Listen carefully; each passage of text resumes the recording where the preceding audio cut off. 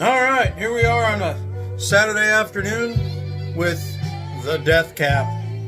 That is the old death cap. You can see right there, it's broken off short on one end, and it's still got a little length on that. That short end was literally just like that. It was just floating inside that fender twin.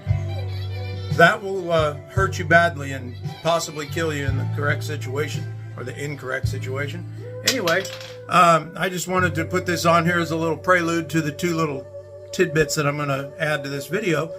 And the amp is about halfway done with what I'm doing with it for the customer, and then I'm going to go and grab some lunch, and I think I might just order a pizza, and then I'll continue on with this evening, and you'll see the final product of it tomorrow if it's the amp completely put back together and all done and rocking really loud and annoying all the neighbors. So happy Saturday afternoon. See you tomorrow. All right, here we are, part 2 of this crazy amplifier. So here I am in selfie wiggly mode. I'm just going to do this with my hand here because I'm going to flip it around and show you guys a few things. So let me do that real quick. There you go. And here is, turn this light on so we can see.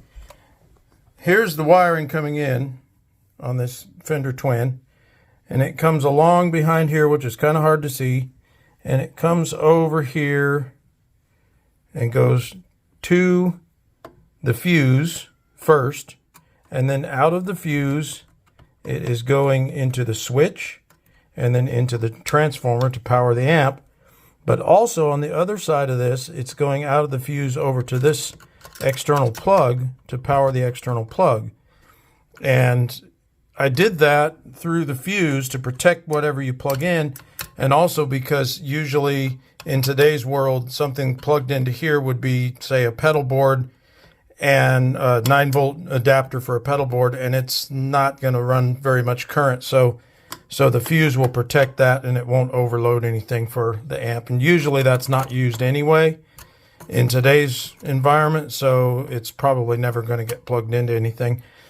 And as you can see, the old switch is still here, but there's nothing attached to this side of it.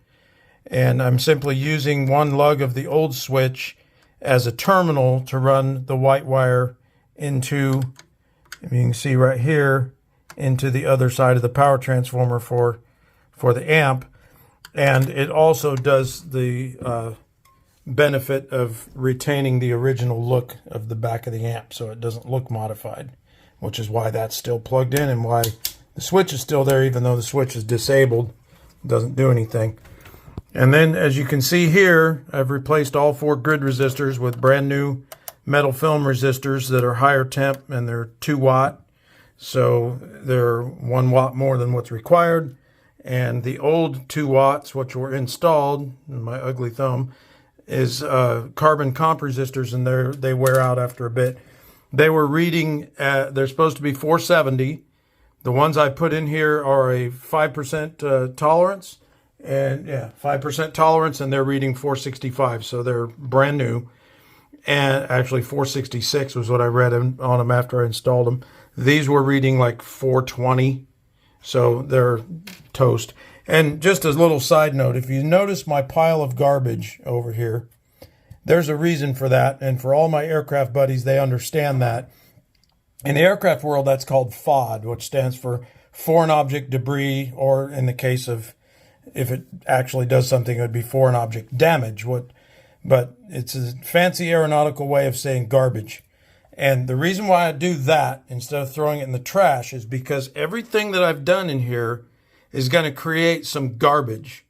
And in order to keep all of these fancy little connections, which are very high voltage in this amp, about 500 volts, 460, 480, around in there, in order to keep those, which are bare, like you can see they're right out in the open, from shorting to ground, which is right here, and causing a massive problem, you account for all of the garbage that you create inside the amp.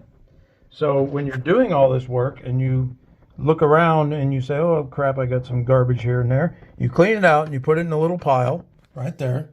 And then when you're all done, you've got a little pile of garbage, and you've got everything you can account for, all of the things you did in the amp, and make sure that you didn't leave anything inside here that can cause a short circuit or some other sort of problem.